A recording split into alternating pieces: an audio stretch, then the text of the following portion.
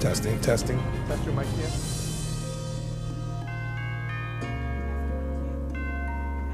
Test, test, 1, 2.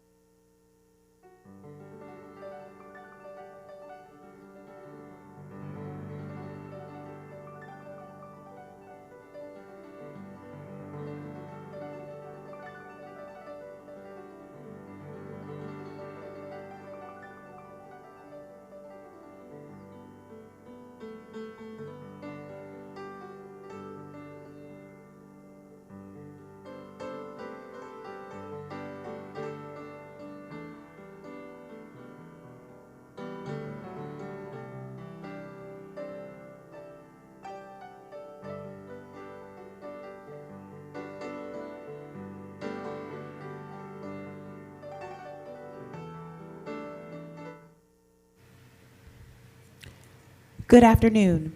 The South Florida Water Management District Governing Board is pleased to present its first Lunch and Learn. Today's moderated Lunch and Learn session will focus on the Comprehensive Everglades Restoration Plan, or SERP. The Governing Board and the public will be provided an overview of the program history, project authorizations, cost share framework, and project implementation to date. Governing Board members and the public are participating remotely. Due to the nature of this Lunch and Learn, Governing Board questions and comments will be taken at the completion of the presentation in its entirety. Public comments can be submitted to publiccomment@sfwmd.gov or via youtube.com/sfwmdtv in the comments section throughout the meeting. I will read public comments into the record once Governing Board questions and discussions have concluded. The public comment period will end when no additional comments are received or at 1 p.m. All comments will be published and available via the district's website after the meeting. This workshop session is informative in nature and no decisions will be made by the Governing Board. I would like to poll our Governing Board members to see who we have on the line. Mr. Wagner is present. I have Ms. Roman present. Mr. Goss? I'm here. Mr. Goss is present. Mr. Martinez is present. Mr. Bergeron? Yeah, I'm present. I have you as present. Ms. Thurlow-Lippisch?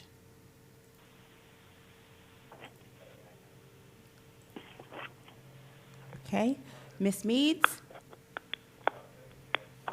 Mr. Steinley? With that, I'd like to call Matt Morrison, Federal Policy Chief, to present an overview of the Comprehensive Everglades Restoration Plan. Well, good morning, members of the board and the general public. This is Matt Morrison. It gives me great pleasure today to share with everyone detailed information regarding our Comprehensive Everglades Restoration Plan and really our first Lunch and Learn session. Today, I'm going to be talking about the comprehensive review study that predated the Comprehensive Everglades Restoration Plan, and then we'll move quickly through the Water Resource Development Act of 2000 that was passed into federal law that really launched the Comprehensive Everglades Restoration Plan. And then we'll talk about the SERP, the Comprehensive Everglades Restoration Plan, and how it fits into the overall arching South Florida Ecosystem Restoration Program, and talk about the sequencing of projects and where they fit in our guiding schedule for the restoration program known as the Integrated Delivery Schedule. And then we'll run through all of the SERP, Comprehensive Everglades Restoration Plan projects that have been authorized to date. And then after that, we'll touch on our cost share and our cost share arrangements and guiding principles and documentation that establish the framework for cost share between the Army Corps Jacksonville District, the federal sponsor per se, and then the South Florida Water Management District, the non-federal sponsor. And then I would be remiss if I didn't take an opportunity to talk about the project plans that we're currently developing and walk through the schedule on how those projects are scoped, planned, designed, authorized, and then ultimately constructed and turned over for project operations. So I want to start this morning just and focus very quickly on the historic Everglades. We always look back at these pre-drainage type renderings of what the system looked like a long, long time ago. And I think it's important to recognize that north of Lake Okeechobee, you can see the interactions between the upper chain of lakes and the water that used to historically and gradually move very slowly to Lake Okeechobee. And as the rain hit and that water progressed south down the central part of the system north of the lake, the stages in Lake Okeechobee would rise. And when those stages would come up, that water would naturally spill over the southern rim of Lake Okeechobee and then make its way to the south. And when we talk about making it to the south, we talk about the Greater Everglades system or the River of Grass. I think it's very important to also recognize that the pre-drainage system did at times take small contributions of water from the lake when lake stages were very, very high and move it to the west to the Caloosahatchee estuary, even over a set of falls that were called the Ortona Falls that are now a lock and dam. But just as important, I think it's necessary to annotate that there was no connection between the lake and the St. Lucie estuary to the northeast. And then one more feature that I'd like to point out, there is a little finger that works its way south and then back to the north. This was actually a historic connection to what we know today as the nationally designated wild and scenic Loxahatchee River. So today we live, work, go to school in Florida, and the Central and Southern Florida project really allows us to do that. And what I have on this graphic is a series of improvements to manage the natural resources that have been put in place over the last 100 years, starting in the early 1900s and really culminating in the early 1980s. They're color-coded, so when we talk about river channelization, we can see that there was a straightening of the Kissimmee River. You can see that there was a channel that was developed and improved between the lake and the west coast via the Caloosahatchee. A new channel or river was cut from Lake Okeechobee to the St. Lucie estuary. And then, in addition to that, there was a dike system, a levee system put around Lake Okeechobee in combination with basically providing protective levees to the south around the Everglades agricultural area and all the way down what we call the lower east coast of Florida.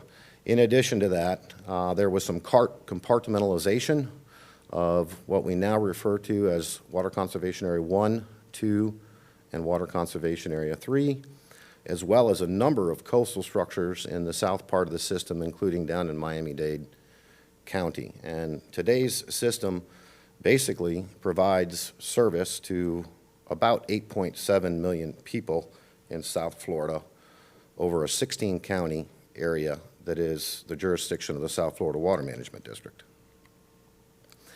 Now, obviously, taming nature through the Central and Southern Flood Control Project has provided great prosperity in South Florida. I was on my way into the office this morning, and I Googled real quick the state of Florida to see what the population looks like in regards to the other 50 states, and it listed us as fourth in population behind California, Texas, and really close to New York at about roughly 19 million people. So I think it's really important when we look at the pre-drainage characteristics and then the built system that we know today that we are the fourth largest state in the nation from a population standpoint, and just about half of that population lives in the Water Management District's 16-county jurisdiction.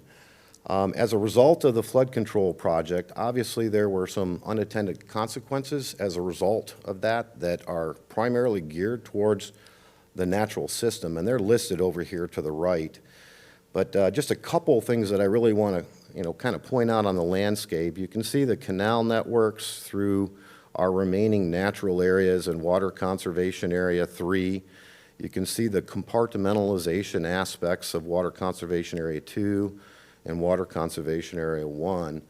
And one thing that really stands out with me is that, if you look and we talk about Northeast Shark River Slough and Shark River Slough, the way the water used to flow in this direction, and then the water that used to make its way into Taylor Slough down in this direction to Florida Bay has been severed at several locations. And I think the one that really kind of jumps out at you is if you look at Taylor Slough here, in this graphic, you can see that development on the lower east coast has pretty much taken up the headwaters to Taylor Slough. So with that said, there's a series of unintended consequences that have come about over the last several decades regarding the built community and the Central and Southern Flood Control Project. So, it's not just recognizing those unintended consequences today. Those unintended consequences were recognized as soon as things were built in the 1980s. And what I've got on this slide is a series of work products and authorizations that have basically led to the Comprehensive Everglades Restoration Plan, really the first step in restoration of the greater Everglades was a comprehensive restudy of the Central and Southern Flood Control Project.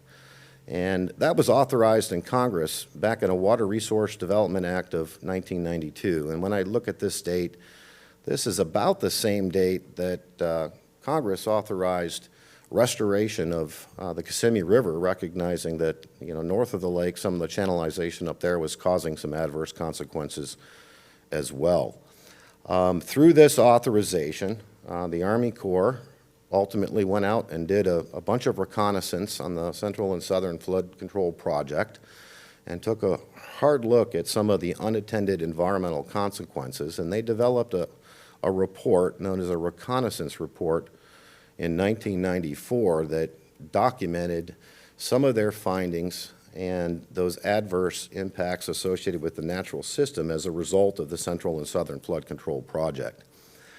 That reconnaissance report was picked up very quickly, and at the time, the governor established a commission for sustainable South Florida based on that reconnaissance report, and they put together a plan, a conceptual plan per se, that included a number of different project components on the landscape that ultimately folded into a comprehensive review study that the Army Corps produced in 1999. And we often refer to that as the Yellow Book.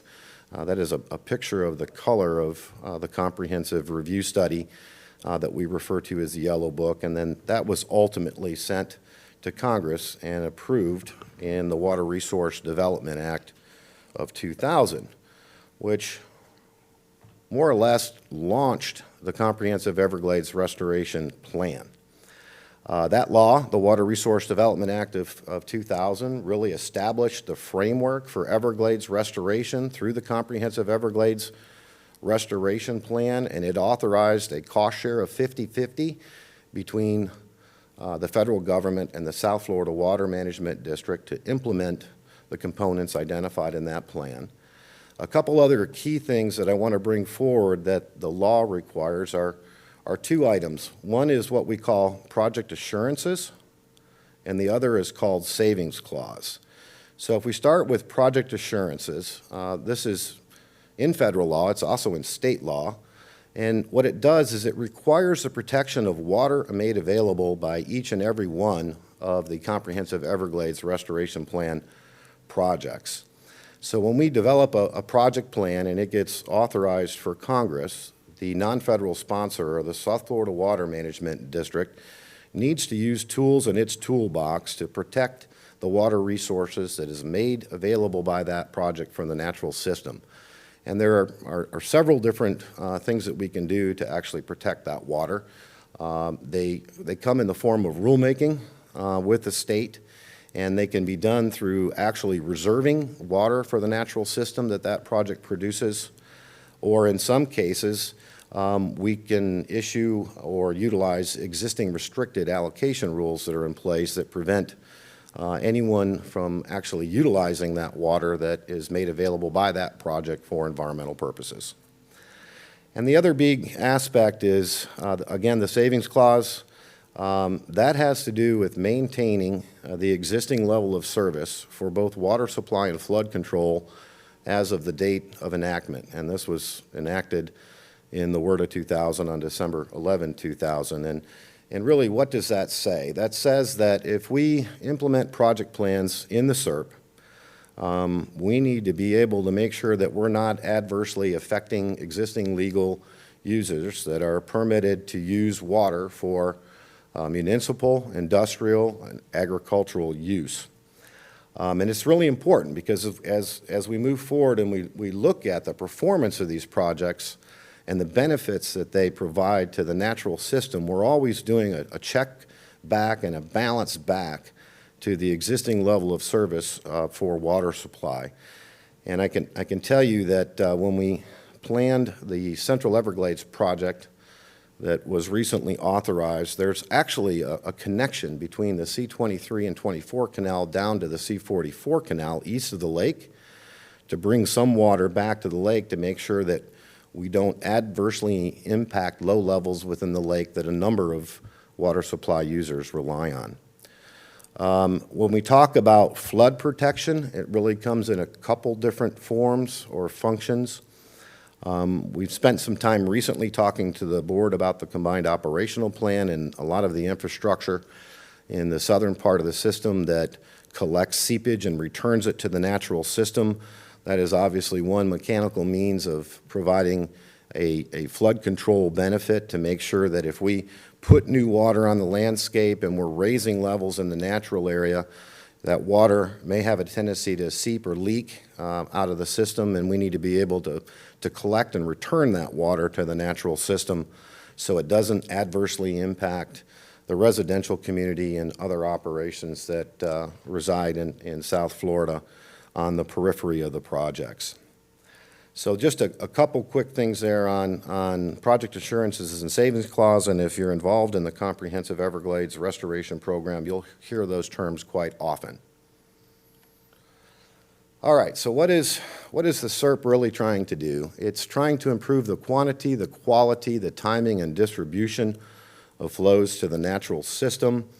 I already showed you a graphical representation of pre-drainage, and obviously with the system that we live and reside and work in today, we'll never quite get back to those pre-drainage type conditions, but we are moving in the right direction. And if you look at the current flow graphic over on the left, you can see the large arrow or the large magnitude flows coming in from the upper chain of lakes in the Kissimmee. And you look at the restored flow, the SERP is going to leverage off of the work that's being done by the Kissimmee River Restoration project and the works that are being done on the upper chain of lakes, where you can see restoration of some of that floodplain and managing water better in the upper chain. In addition to that, you can see the discharges under the current flows that move both to the Caloosahatchee side and to the St. Lucie side. Obviously, part of the program is to capture and store that water, and rather than sending it to the estuaries, redirect that water to the south, improving the quantity, quality, timing, and distribution of flows to the central part of the greater Everglades system. So in the plan that was authorized by Congress back in 2000, it contains 68 different conceptual components that were put together to improve environmental conditions in South Florida. I will say that in addition to those environmental conditions, they also do provide water for other water-related needs of the system, which includes uses of water for municipal, industrial, and agricultural uses. But of the 68 components, there are some cartoon graphics here that are married up with the South Florida landscape, and I just want to call out a couple of them. It includes a number of different components for surface storage, and you can see those north, south, east, and west of the lake. It does include an aquifer storage and recovery component, which is a technology that allows us to treat, clean, and then store water underground and return it to the natural system. SERP contemplated a number of those north of Lake Okeechobee, and then along the southeast of Lake Okeechobee, along the lower east coast. There are obviously a number of different water quality improvement features on the landscape. It also includes seepage management along the lower east coast, recognizing that more water would be moved through the central part of the system. And then these red X's, those are removing barriers to flow, and you may hear a term from time to time that's called decompartmentalization, and I'm not sure you'll find that in a dictionary anywhere, but when we talk about removing barriers to flow, we really want to try to open up the southern end of the system and allow that water to move more freely like it did historically. And then last but not least, the plan included revising operations, and those are really, really important. As new features come online, the non-structural modifications through changes in operations really allow us to maximize and optimize the potential of these restoration projects. And clearly, they are associated with the system-wide aspects of Lake Okeechobee and then some of the project aspects in the southern part of the system. All right, so we're going to shift gears real quick. I wanted to take an opportunity just to talk about where the Comprehensive Everglades Restoration Plan fits into the South Florida Ecosystem Restoration Program. And this slide is an attempt to do that. The South Florida Ecosystem Restoration Program structure is developed here, and this is really the overall arching program that the South Florida Water Management District works with the Army Corps Jacksonville District to implement. And the projects that are identified up here in these black boxes are what we often refer to as foundation projects, or the building blocks for the Comprehensive Everglades Restoration Plan. And you can see projects like modified water deliveries to Everglades National Park, not a CERT project, but part of the overall South Florida Ecosystem Restoration Program. Here we have the Kissimmee River that was authorized about the same time the Corps was directed to go back and look at the Central and Southern Flood Control Project in '92. Not a CERT project, but obviously doing great things north of the lake that CERP will build upon. And then you have some other works that have been done and authorized in '96 with some of the tribal nations. And then we have the Central and Southern Florida project, which includes another foundation, the C-111 South Dade project that's been talked about a lot recently in combination with modified water deliveries and developing a combined operating plan for those foundation projects. So CERP is really a subset of this Central and Southern Florida project, and it has multiple authorizations associated with it. We often refer to those as Generation 1, Generation 2. We have the Central Everglades project, and the authorizations that occurred in 16 and 18, and then over here to the right, we have our current planning efforts that are consistent with the integrated delivery schedule that we'll talk about in a little bit.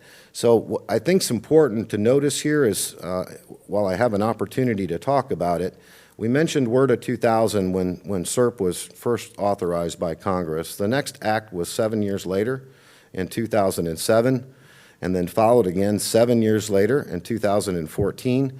The trend we're seeing now is that these authorizations are picking up, showing good momentum for the Comprehensive Everglades Restoration Plan program, because we had an authorization in 14, 16, and then another one in 18, and we're hearing good opportunities for another Water Resource Development Act coming up in 2020, where we can bring some of these planning projects through for congressional authorization. All right, so the IDS, and I know you probably will not be able to see this on your screen.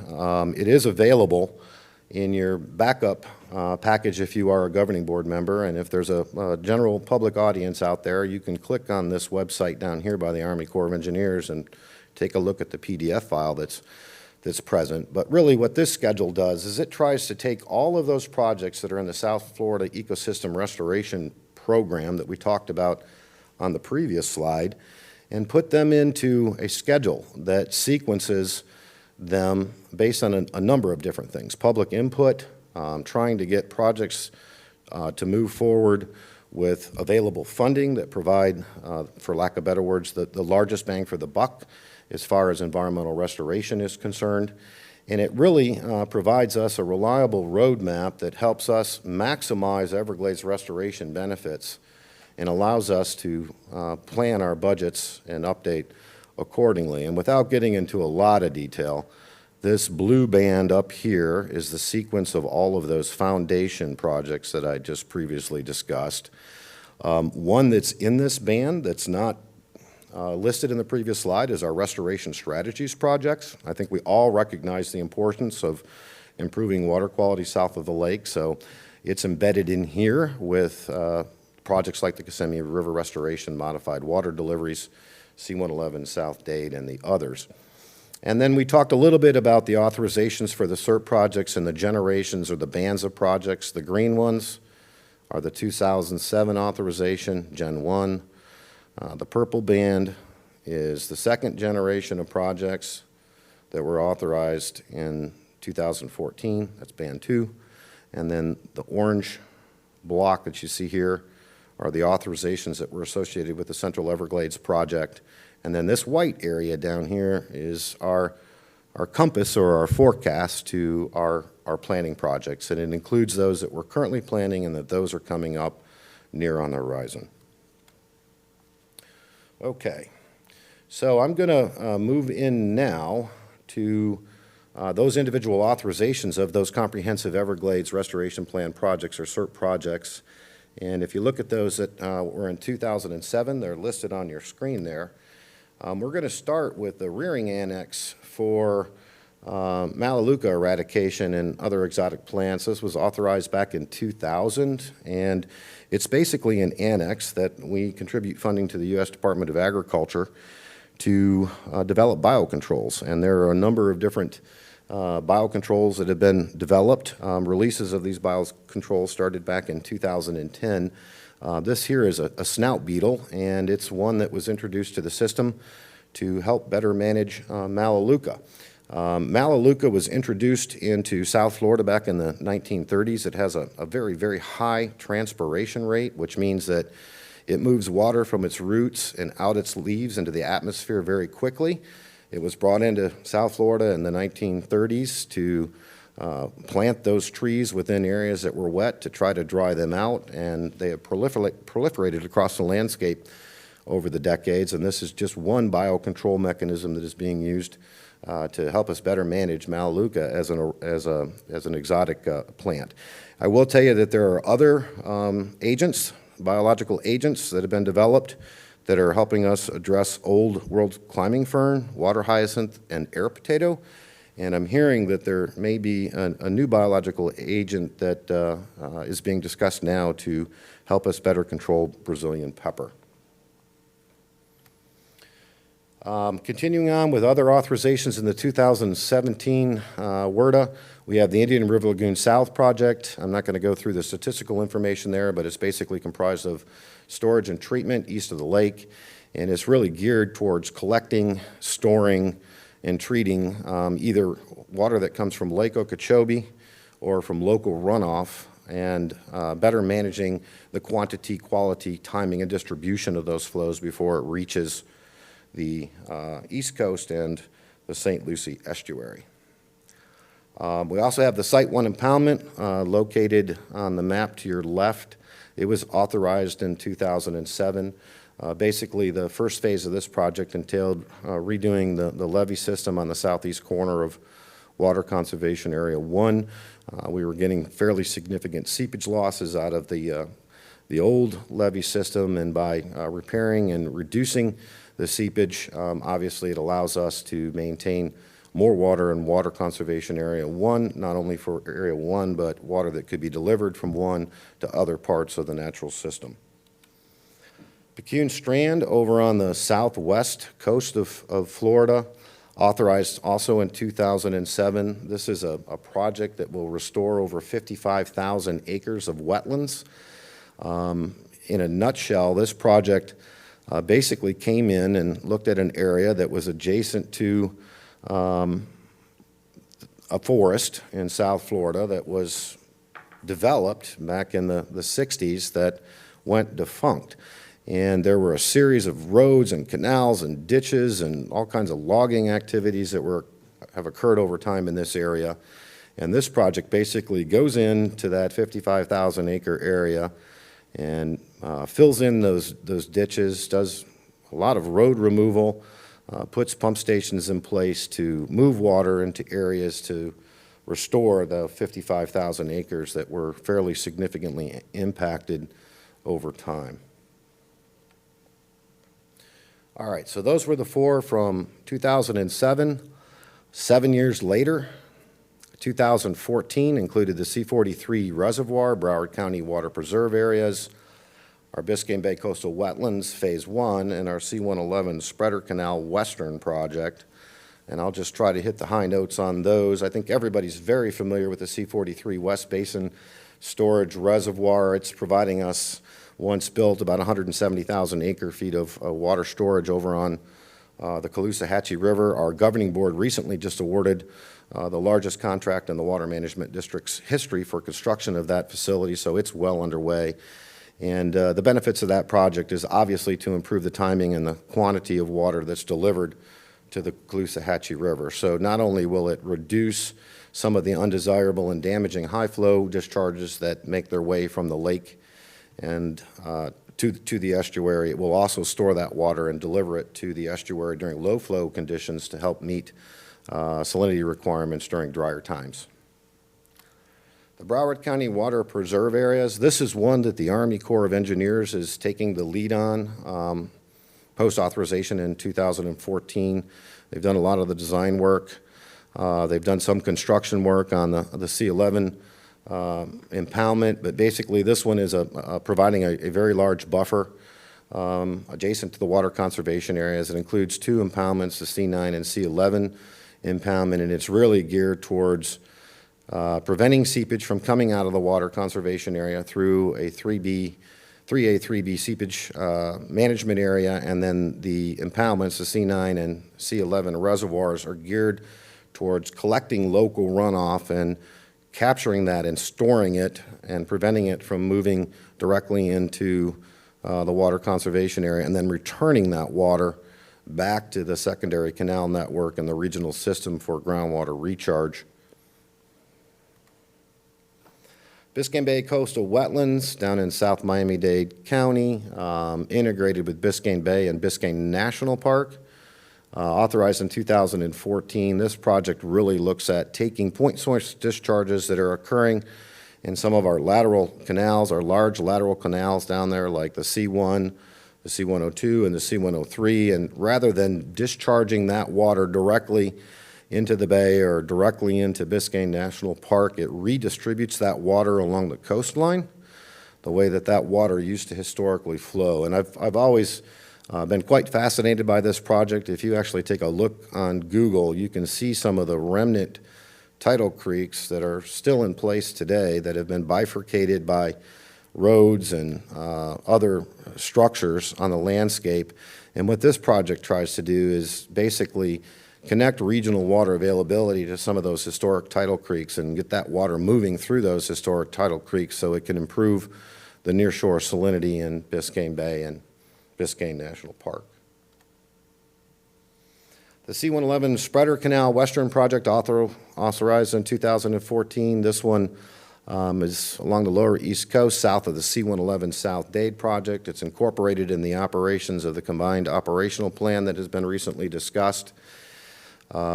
Long short of this is it's a set of facilities that allow us to better manage seepage in the natural system, and it attempts to deliver what water we can into the headwaters of Taylor Slough that is a direct link to moving water to Florida Bay.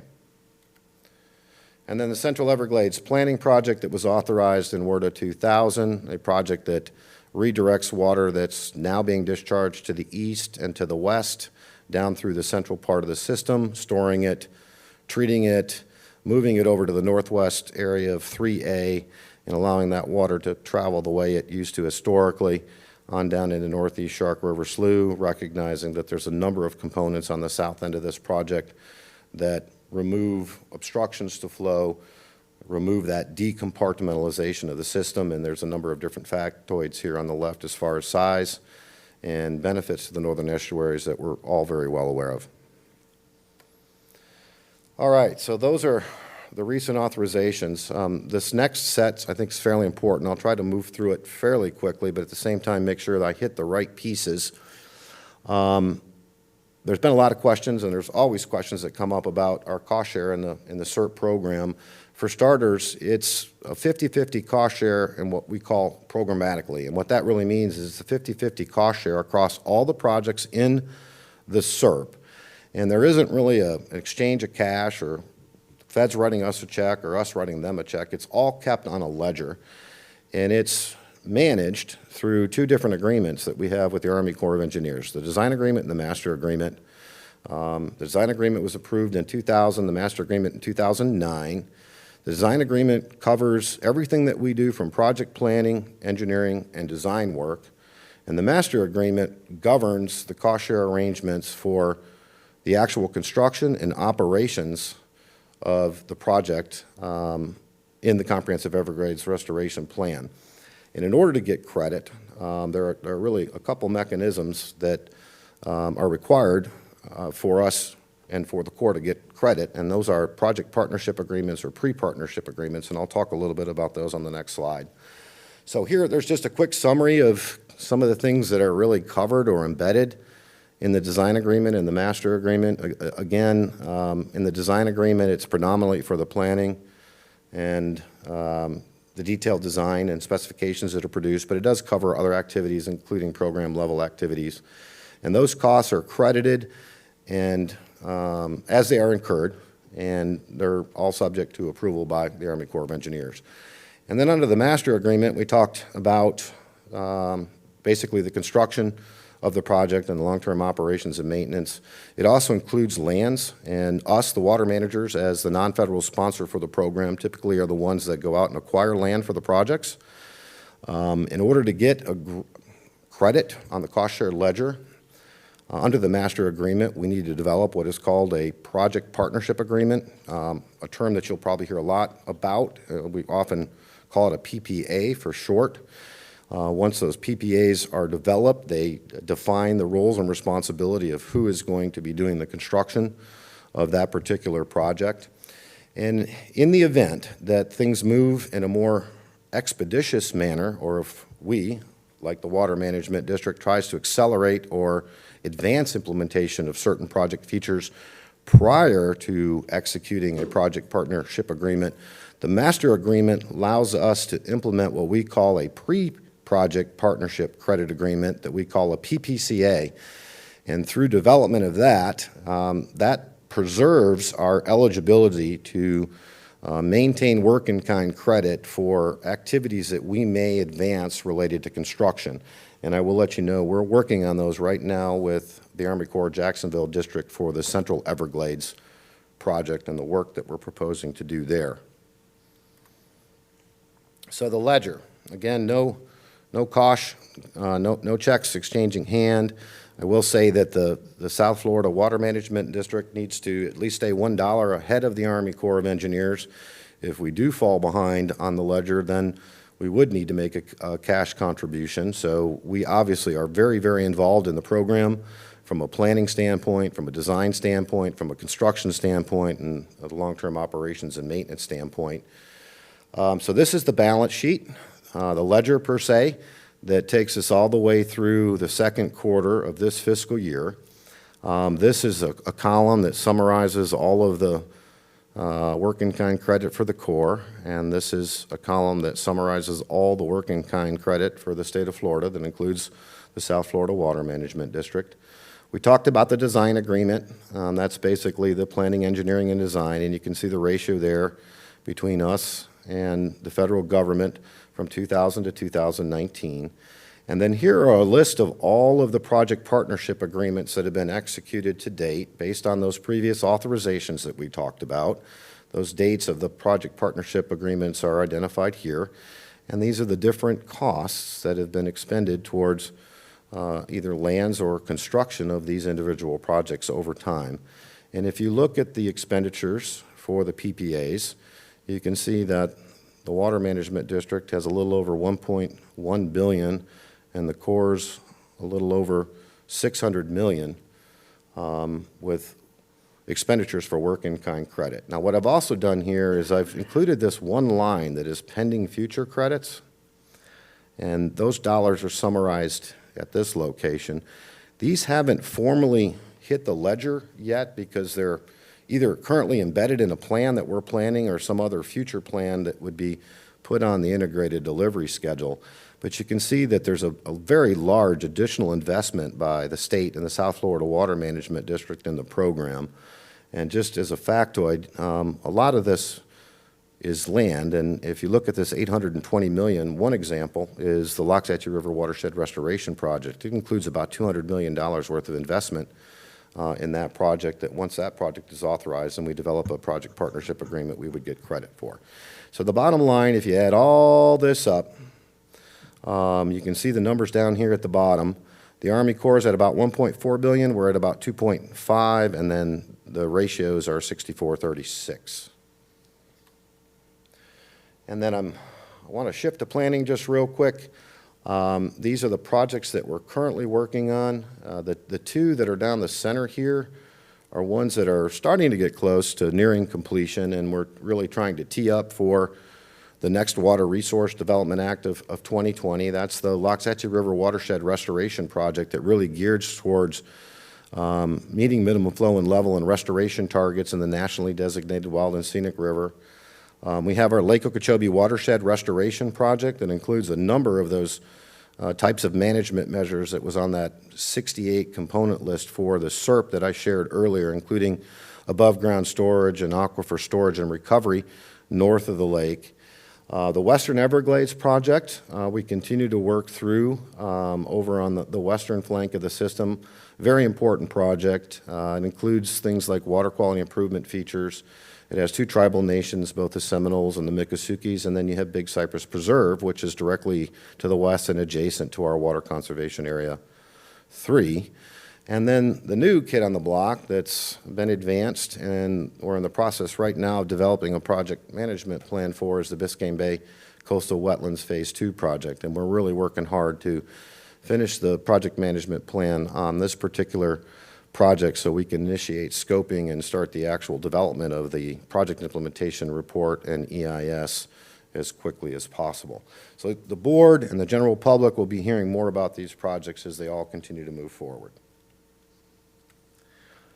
So really my kind of closing slide on the overall program, with the exception of a few, is to just really talk through the planning process and the SERP implementation process. And what I'd like to do is basically start over here in this flow chart and kind of walk through how the SERP projects are developed, how they're designed, how they're authorized, and how they're ultimately constructed.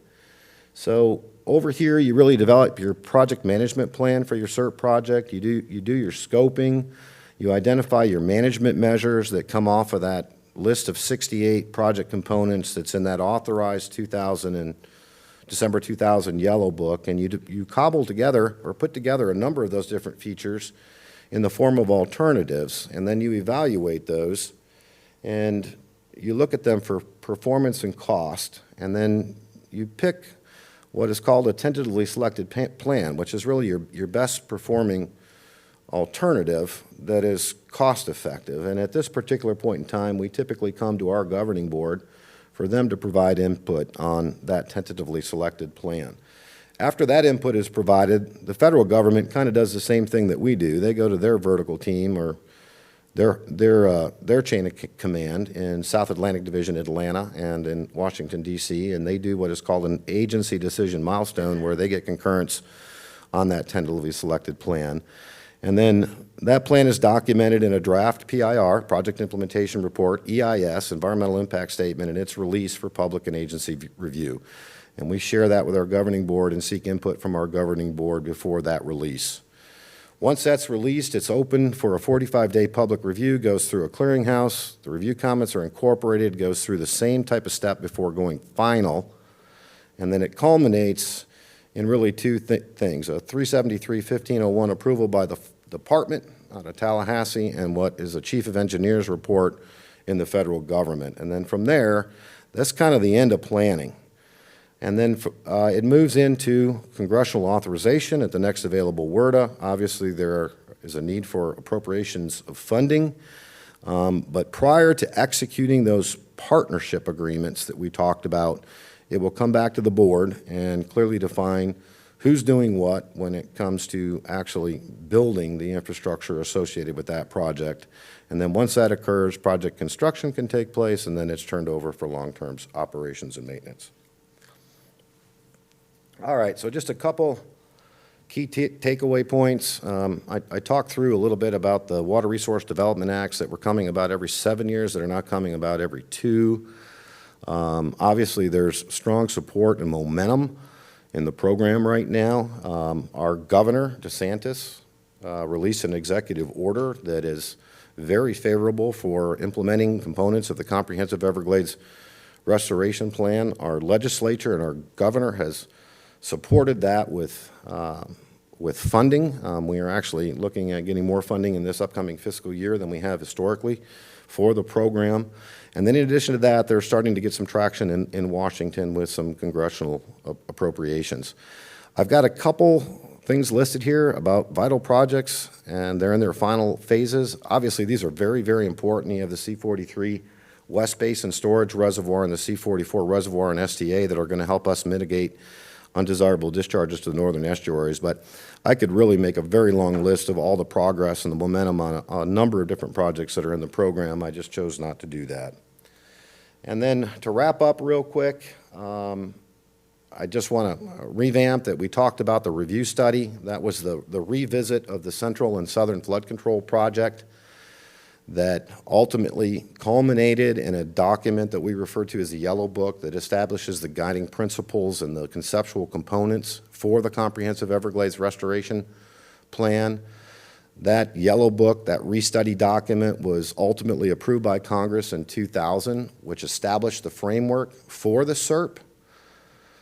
We talked about the integrated delivery schedule and how the foundation projects marry up with the Comprehensive Everglades Restoration Plan to maximize benefits over time. And then we talked about the series of authorized projects to date and really what they are and what kind of benefits they produce. We touched on the cost share in the federal program between us and the federal government, with both the master agreement and the design agreement, kind of the guiding documents that ultimately lay out the rules and regulations for our work-in-kind credit. And then we talked about the current planning projects and how they're ultimately implemented and shipped off to Congress for congressional authorization. And we're really excited about 2 of the planning projects making it into a potential award of 2020. So with that, that's just a very good overview, I think, of the SERP. And with that, we'll open it up to discussion. I'd like to go ahead and open up discussion and questions from members of the South Florida Water Management District Governing Board. Board members, please identify yourselves before you begin speaking.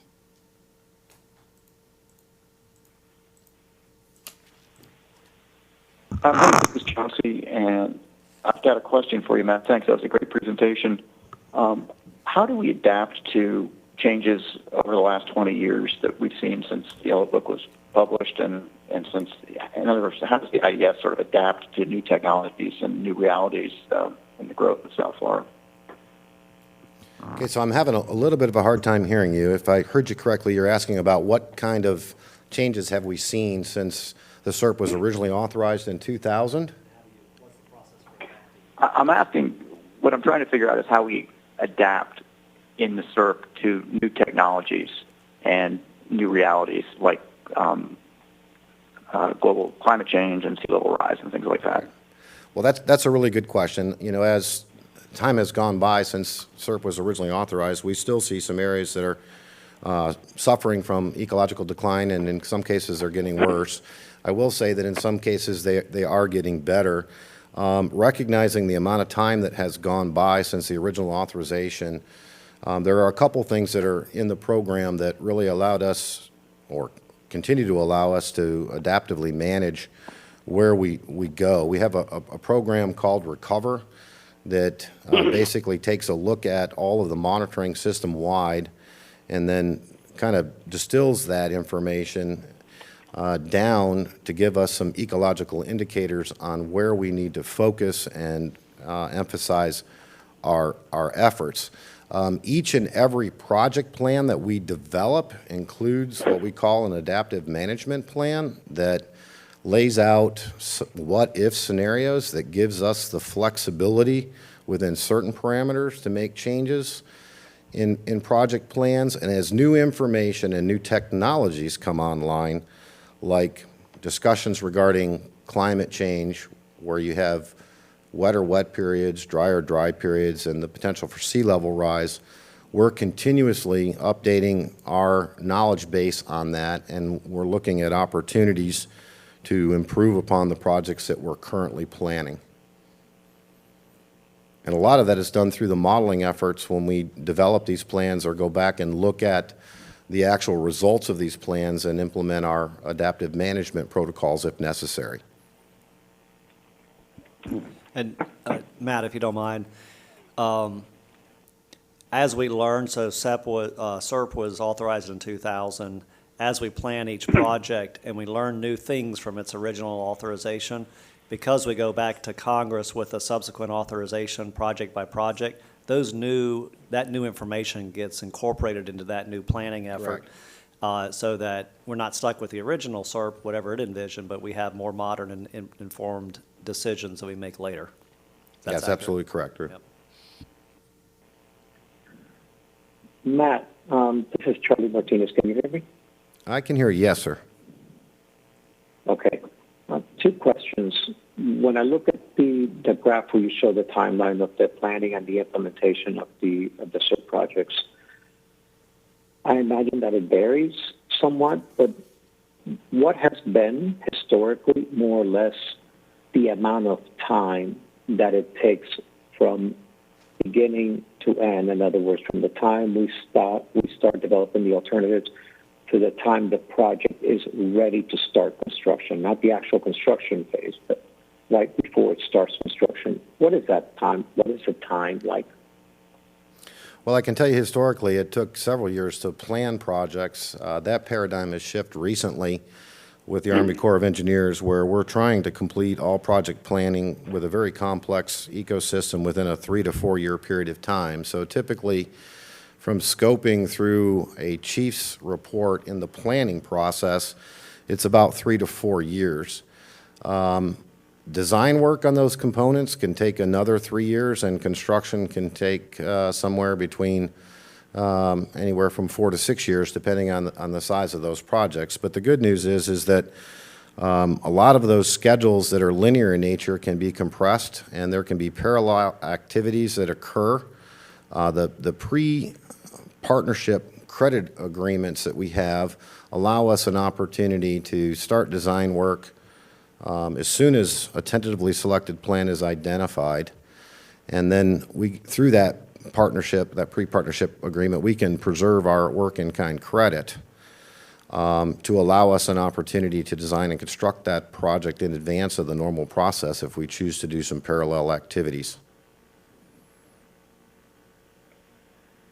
Okay, and the second question is on the 50-50 cost sharing.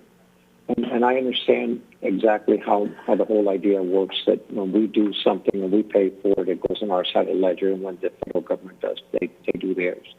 And I understand that there isn't a check per se written, but, and I know this is many years down the line, but what happens when we either get to the end of the line or we get close to the end of the line, and we still have the disparity, the delta that we're having now? Is there a mechanism in place that says, okay, if we do finish this and there is a difference, then yes, then the federal government would have to write a check to the state or to the district? Or, is our only option at that point is to say, well, I guess we're going to pay more, but we're not going to stop the projects? Well, I will let you know that we've done everything we can always to try and stay ahead of the Army Corps of Engineers in our work-in-kind credit, because we would rather use resources to establish that work-in-kind credit rather than pay cash. The SERP had a 35-plus year implementation horizon, and with that said, at the end of the day, the general assumption is that it'll all work out 50-50. Now, we are ahead of the Corps, and as we move forward and we implement big projects, big reservoir projects south of the lake and north of the lake, their dollars will start to ramp up, assuming they continue to get appropriations from the federal government. At the end of the process, the general assumption is today that everything will work out pretty close to 50-50. Okay, thank you. This is Ron Burge. Ron, can you hear me okay? Yes, sir. Yes. A question I have, we've made substantial progress over the last 18, 19 years, and what do we negotiate with the Corps when we're looking into the future looking into the past on what we've built to date and looking at any missing links or projects that allows us to get the benefit of what we've already spent and making decisions going forward into the future on projects that would stop the most irreversible damage due to the fact of this project being one of the largest restorations in the history of the world, with possible decades to build. Are those decisions made at the Everglades Task Force level or in negotiations with our federal partners as we continue to go forward in making sure that any little missing links that would allow us to start getting the benefits, where are those discussions? Is that with the Corps and South Florida Water Management? Yeah, they occur routinely between us and the Army Corps of Engineers, but really where they're embedded and discussed in both a public forum and at the task force is when we annually update our integrated delivery schedule, where we take a look at individual components of the projects that are authorized and look at opportunities to stitch those together in a way that really allow us to achieve the best benefits that we can possibly achieve, recognizing that in some cases there are limited financial resources.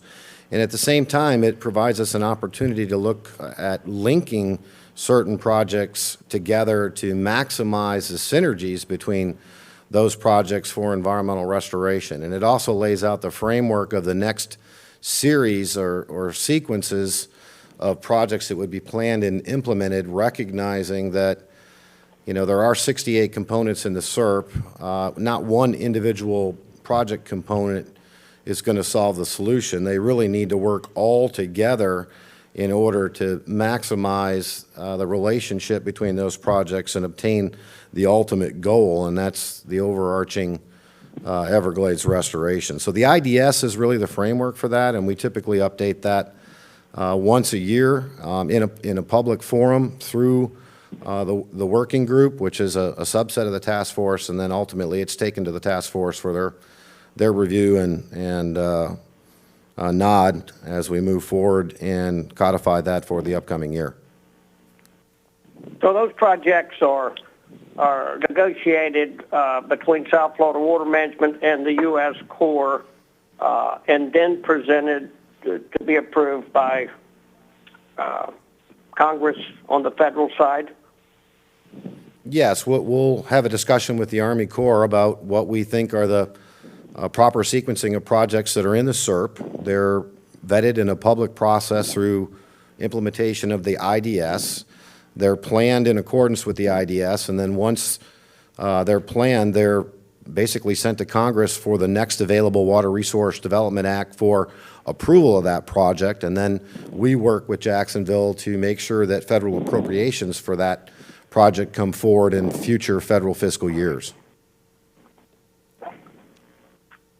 Okay, and once that's approved and the sequence of the projects are approved, can there be any changes made in that sequence if we notice something that would have high benefits to projects that we built?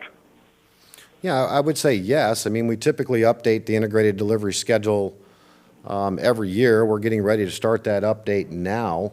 If there's an eye-opening experience that's consistent with the SERP that has not been included in that IDS, we can obviously visit that at any point in time during the year. Okay. Well, I've noticed some of the projects in the past and the sequencing that there were certain projects that would have to be built in order to get the benefits for all the bridging on the Tamiami Trail. And I did see that we were able to prioritize the 333 structures to allow this water when the bridges are finished and things of that nature. And that flexibility, I think, is extremely important, and especially when we start moving water under modified water delivery through Shark River Slough. If we encounter any negative seepage, that we were able to work projects in that'll make sure we can move water if we have to have a project that we really didn't plan on. Yes, understood. And the integrated delivery schedule update is starting here very shortly, and we'll be taking that updated integrated delivery schedule to the task force late this fall up in Washington. So as that's being developed, obviously we'll be paying close attention to some of those types of items that you may be discussing, Mr. Bergeron. Yeah, absolutely. Okay. Matt, this is Charlotte Roman. Can you hear me okay? Yes, I can. Thank you, ma'am. First of all, thank you for the excellent presentation today. I have a follow-up, and it's in line with Ron's question, and it has to do with the management of the sequencing of a project when you have the Corps with a piece and you have the district with a piece. How is that coordinated so that when all is said and done, the timelines are met for a fully functioning project at the same time? Well, that's a really good question, and again, that's all kind of codified in the integrated delivery schedule. We have routine discussions with the U.S. Army Corps of Engineers Jacksonville on who's going to take the lead on the design and engineering as well as the construction activities. A lot of that is really driven on funding availability and areas of expertise. So, for example, if you take a look at the C-44 reservoir project over on the East Coast as part of the IRL South project, there's a stormwater treatment area component. That's something that we're actually building because we have really great experience with the 57,000 acres of SDAs that we have on the landscape today that are growing larger as we speak. We also have experience with reservoirs. We're taking the lead on the C-43 over on the West Coast. But really what it boils down to is taking a look at where we stand on the cost share ledger, trying to parse out different project components based on agency expertise that's, at the end of the day, really driven by funding capabilities. But what if either the district or the Corps has a piece that's not quite keeping up with the project completion date, and you get to the end and you don't have a fully functioning project? Well, obviously, I think both agencies try to keep everything on schedule. If there are slips in the schedule for any reason, whether it's with this agency or with the Army Corps of Engineers, we do the best job we possibly can to manage change control. And again, a lot of times that the determining factor is the available funding to deliver that project in the shortest period of time. If there are delays, typically they don't change hands. So for example, if we were to identify us as the agency to build a certain component and we were delayed, we wouldn't just turn it over to the Corps to finish. Typically we try to finish what we started and the Corps does the same. But again, I think the big drivers are the funding and the funding behind those projects. And if they are delayed, we both work as quickly as we can to make sure that they're completed as quickly as possible. Okay, but they could get out of sequencing, is what you're saying, based upon the delay in funding. Yeah, they could potentially get out of sequencing. That's correct. Okay, thank you very much. Yes. Hey, Matt. Yes. Scott Wagner, how are you? Good, thank you, sir. Thanks very much for your presentation. I know there's a lot of material to get into a little period of time here. I thought it was very informative. I have a few questions. One of them had to do with the savings clause that you mentioned as part of the Water Resource Development Act. Yes. Okay. So you had mentioned that the savings clause, I think, has a component in there to maintain supply and flood control to what I think are existing users as a general category of existing users, I assume, because there's certainly more users who have come online since 1992, correct? When we talk about existing users, we're talking about users that were using water when the Word of 2000 was enacted in law in December of 2000, December 11th of 2000. So it recognizes those existing legal users. Okay. Does that include, since 1992, we've added a ton of people and businesses, I assume, that were not here in 1992 that are here in 2019. Do they get the same level of use rights as somebody that had been using in 1992? Is there a continuity, or do you just say, well, the residents in general were using at this level in 1992, and so even if you're a new resident or a new business or a new industrial company, you're going to get the same protection? Well, I think that's a really good question, and let me try to reframe that a little bit. I'm not clear on the 1992 date versus the authorization in 2000, but existing legal users are permitted through this agency, and they basically have and hold long-term permits that have certain allocations of water resources. If they're going to ramp up their allocation that they get from this system, it can't adversely affect our ecosystem restoration project.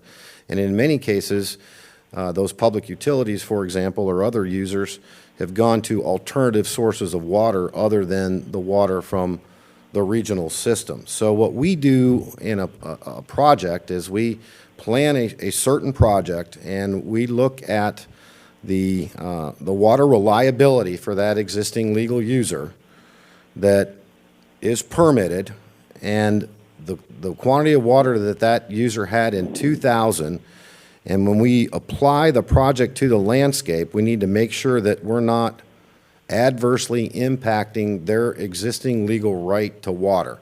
If for some reason we did, the CERP project would have to provide another source of water of comparable quantity and quality. Okay. Okay. Yeah, I think that makes sense. I was just curious, for instance, if a new town came online, new towns crop up from time to time. They incorporate whatever they may be. There's a new development in a particular area. A new industrial business or whatever that wasn't there in 1992 or in 2000 that came online, for instance, in 2010, do we give or do we take into account the fact that they are new as opposed to what might be defined as an existing user as of 1992 or 2000? And would the old permits that people have been grandfathered in, as maybe it's called under the savings clause, will they look a little bit different than the people who are coming in with asking for new permits, or do they all sort of look the same? Afternoon, Mr. Wagner. This is John Mitnick. I'll take a shot at answering your question. So I think there's a couple different distinctions here. When you're talking about consumptive users, regardless of what that use is for, not only within Everglades restoration and the savings clause that Matt had talked about, there are also a number of other protections under state law. I'll call them tools in the toolbox under state law that protect the regional water. And one of them is the regional water availability rule. So under your example that you were just describing, if a new town pops up somewhere in South Florida and they want access to that regional water, the regional water has been capped at a certain number. So in order for them to demonstrate under state law their consumptive use, they've got to go through the consumptive use permitting program and identify how they are not taking any additional regional water, or as Matt described, going to alternative sources of water. So there are a number of different things, tools in the toolbox, again, that can protect against those new users coming online since the savings clause and that level of service that was established in December of 2000 with the enactment of the Comprehensive Everglades Restoration Plan. Okay. Okay, that's good. On the flood control side, I have learned during this process that the word flood can have different meanings to different people. And so I was curious to know, if we're under the savings clause required to maintain, I guess, the same level of flood protection that was being given to existing users in 1992 or 2000, how do we define, because I think, just to preface it, there's probably a different definition for what would constitute flooding to a residential neighborhood and perhaps other users consider to be flooding to their particular operations. Is there some sort of statute or baseline to determine what that number is? Yeah, again, this is John Mitnick. Yes, there is, sir. As we, and maybe this is a little bit of foreshadowing of some of the briefings to come over the next several months when it comes to the level of service program that you heard Akeen briefly mention at the last board meeting. So in that level of service, there are defined amounts of levels of flood protection that derive all the way back to the initial designs of the flood control system. And there are various documents that describe what level of protection each individual basin has. And you are correct, it does vary by basin. So the level of protection in a very urbanized area is very different than the level of protection in a mostly rural area. Okay, great. I appreciate that. That's actually very helpful to me. I had one question about the next, I guess it would be the next slide or two that dealt with, you called them cartoons. I think they had little icons on the map that I think indicated some STAs and ASR structures. My draft that I'm looking at doesn't have numbers. But do you know the slide I'm talking about, Matt? Are you referring to the one with the 68 components of the SERP? I can bring it back up Yes. on the overhead. It was Yes. towards the front. The 68 conceptual components. Okay, I have that back up on the screen. Okay. One of the things that I typically don't get any resistance from when I speak to people is the idea or concept of the STAs. Most people seem to be in favor of the STA structures, as far as I can tell. And we've had a lot of discussions about issues north of the lake. I'm seeing, I think, four, as far as I can tell, four little dots that seem to indicate potential STAs under the SERP components. Is that correct? That's correct. There are water quality treatment features north of Lake Okeechobee identified in the SERP. Okay.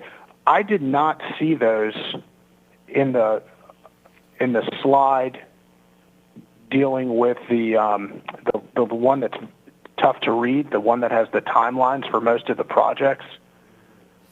I pulled it up. I pulled up the actual website that you told us to go to, and so I can see it a bit more clearly here, but I wasn't able to find, maybe you could help me. It seems like most of the projects are in there, but I don't see those STAs. Well, they're not. They're not in the integrated delivery schedule. I can tell you that there are water quality treatment features or wetlands or attenuation features that improve water quality in the Lake Okeechobee Watershed Regulation or Lake Okeechobee Watershed Restoration Project that is still in planning, but STAs on the northern portion of the lake are not currently programmed in the SERP program. Okay, is there any, but those are there, those little circles, those in fact are, is it correct to say that those are four STAs that were part of the 68 conceptual components of SERP? Yes, there were STAs identified north of the lake in the comprehensive plan, and they are part of those 68 components. I don't remember the exact component letters, but they are there. Is there a reason that they're left off the Army Corps' list of projects? Are you referring to the list of projects on the integrated delivery schedule? Yes. They haven't, well, first of all, they haven't been fully planned and approved by Congress. for starters. The other thing is there was some policy guidance established by the U.S. Army Corps of Engineers back in 2000, and we often refer to it as the Woodley Memo, that defines when and where water quality improvement features can be included in these types of federal projects like SERP. And there's a couple factors that are embedded in that policy guidance. One is that the water that those water quality improvement features would need to manage would have to be essential to Everglades restoration. And it also contemplates the state's requirements for making sure that all water quality requirements are being met.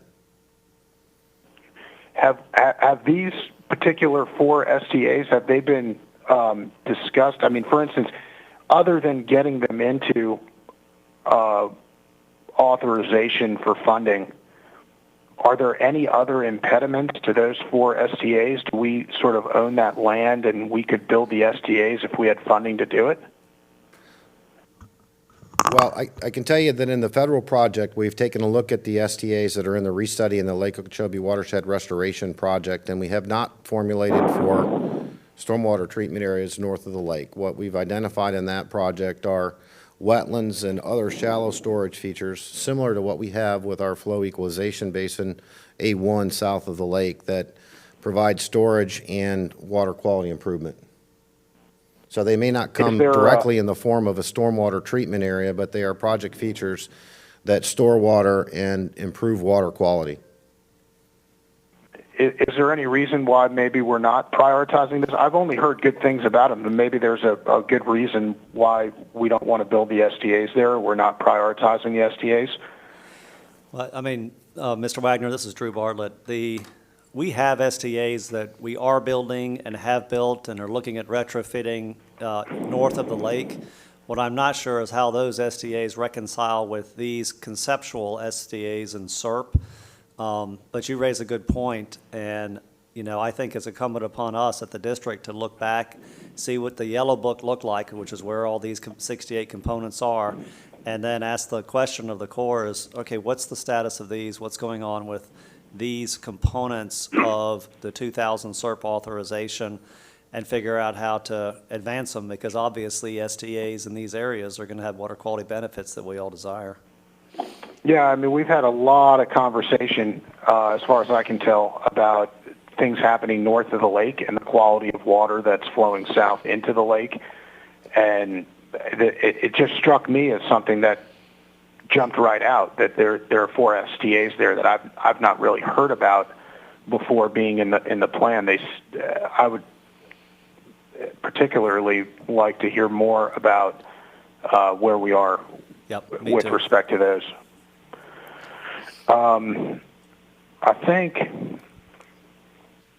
Charlie had touched on my last comment, which had to do obviously with what seemed to be the state about to get seriously ahead of the game on dollars, like by more than $1 billion. And Charlotte Charlotte asked a question as well, which I thought was touching kind of on that as well. Is there a mechanism in place, and maybe this has been asked already, but is there a mechanism in place where if the Corps, for whatever reason, does not have funding and is in control of a certain piece of a project, and we do have funding and really feel like we need to push it through, can we take it over from them and finish it and say, okay, just put it on our side of the ledger? I mean, I know we're ahead of the game already, but if we have the funding and we're trying to do these things as quickly as possible, and the Corps has a piece of a project that we want to get online and they just don't have the funding, is there a mechanism for us to say, okay, we're going to get in the driver's seat and get this thing done and just put it on our side of the ledger? Yeah, so this is Drew again. Absolutely, and the most recent example of that is the component of the Central Everglades project for expanding the S333 structure. And we had the funding, we saw the importance of it, as Mr. Bergeron mentioned, and we moved it from their side of the ledger to ours, and we're going to finish it within the year. So that can happen routinely, and right now the state is obviously appropriating very high dollars for Central Everglades project, and then the storage reservoirs east and west. So that's, as we do our budgeting, we look at opportunities to do that. Thank you very much. This is Charlotte Roman. I have a follow-up to what Drew just answered. If we do take it over, do we get a credit, or how does it work in terms of recouping maybe that credit? Yes, we would get a credit. We would execute a project partnership agreement that indicates that we're going to do that project facility or component, and then when we expend funds to do that, like the 333 structure that we're advancing, that credit would end up on our side of the cost share ledger. Okay, thank you. This is Ron Bergeron.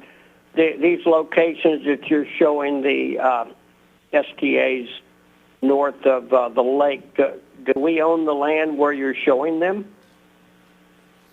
Not currently. Again, those are just kind of graphical representations from a very high-level concept in the restudy. So I would say that where they're on that graphic, we probably do not have land interest at this time. Mm-hmm. Well, it seems like we've got some serious problems north of the lake on the inflows and quality of water, and an area that we need to put at high priority on how we're going to address all of that. And it is nice that we do have flexibility, because the 333s are an example of us seeing that they were scheduled for 2026. The bridges will be done this year. And the important thing is that water is running under the bridges. So fortunately, we have that flexibility to take on projects that will allow us to get benefits on money we've already spent. So Yes, thank you.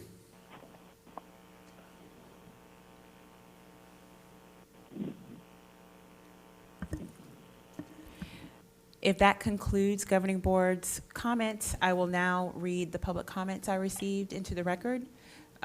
Please remember that all comments received will be included in the official meeting record and available on the district's website. Staff will also respond to the questions that we received from the public today. If we cannot answer them right now, we will get back to you at a later date. With that, I will read the public comments. First comment I got was from Robert Guzauskis, and it states, what about the Kissimmee River that feeds Lake Okeechobee on its north shore? The Kissimmee River was channelized with disastrous results. Agricultural runoff, formerly filtered in natural marshlands, flowed directly into the lake from this man-made canal. Decades later, Florida began to dam the river and reflood marshland that had become pasture. What's the status of that Kissimmee River project? How much pollution still enters Lake Okeechobee from the river? The next comment comes from Clarette Frank. What are your plans to end the exploitation of the Everglades and people of Florida by the sugar plantations? The people voted over 15 years ago to end the leases to sugar plantations on our public land, and it was never done. Will you finally adhere to the will of the voters? Reservoirs are a Band-Aid. The main source of the problem is fertilizers used by sugar and their insatiable demand for water that should be flowing south. The people are tired of lies, excuses, and Band-Aids. You look like you are trying, but until you deal with ending sugar plantations in the Everglades, you are not solving the problem. Please don't ignore this important question and tell us today. You talk about restoring the flow of water, but it's full of fertilizer. It will make things worse. You are using our tax dollars for Band-Aids, not solutions. Again, that's from Clarette Frank. We also received several other comments from Ms. Frank at email address Ilana Gabriel. We will respond to those questions at a later date. From our YouTube channel, we received a comment from Diana Ampiere. She asks, are the cost share values in the ledger PowerPoint slide since 2000 totals? Science SERP was or I think she's saying since. So are the cost share values in the ledger PowerPoint slide since 2000 totals since SERP was authorized?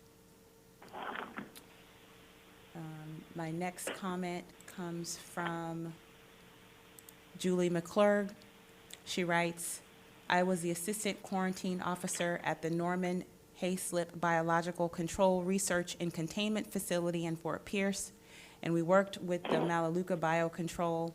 I worked on the thrips and a moth for Brazilian pepper biocontrol and several others. I want to tell you we needed funding then, and they need it now. Every May, the whole facility would be afraid we were going to be shut down and we would all lose our jobs because the governor was going to line item veto us out of the budget. Please help. My next question related to SERP comes from the YouTube channel. Mr. Gazauskis writes, how does SERP reconcile with the Florida 2060 vision? And number 2, is South Florida sustainable with the continued influx of people? My next comment comes from Don Jar. Has water quality flowing into Lake Okeechobee improved after backfilling, and what is that amount? The next comment I have is from Roy Bertolazzi, and he writes, there was a massive fish kill on the north end of Lake Okeechobee near the Tin House Cove area where many large 8 to 10 pound bass died. It appears that this was a result of lack of oxygen and high water temperature. This seems to have been caused due to the lack of vegetation that provides oxygen and the decaying vegetation killed from all the spraying that remove oxygen from the water. Spraying continues to be extremely excessive on all South Florida freshwater systems. This needs to be much better regulated and appears that the budget needs to be severely reduced to enforce the reduction for the spraying. You've already killed Lake Istapoga, and it seems to be doing the same to Lake Okeechobee. Please comment on who is going to own this issue. The next comment is again from Julie McClurg. She states, I want to participate in planning and implementing conservation and restoration projects in the SFWMD area. I am interested in restoring native vegetation in addition to pollinator and invertebrate conservation. How do I become involved? Who should I speak to about involving myself in the community? The next comment comes from Deanna Ampiere, and this is from our YouTube channel, and she states she looks forward to seeing all the comments submitted by the public and other government agencies to the draft EIS of the EAA storage reservoir and how all the concerns raised will be addressed. And one more comment I have from Julie McClurg. Hello, I have an easy solve to the sugar problem. Reduce sugar land lease and lease it to the beekeepers. I have one more comment that's coming from our YouTube channel.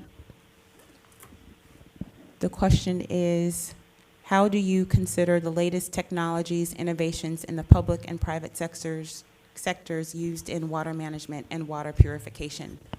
So we had lots of questions there. Staff will look into providing answers to the public on those questions, and all of these comments will be included in the official record and posted to our website following this meeting. It is now 1 p.m. I want to thank everybody for joining us for today's first Lunch and Learn on SERP. A recording of today's meeting will be made available on the district's website as soon as possible, and that concludes today's Lunch and Learn. Thanks again, everybody. Okay, thank you.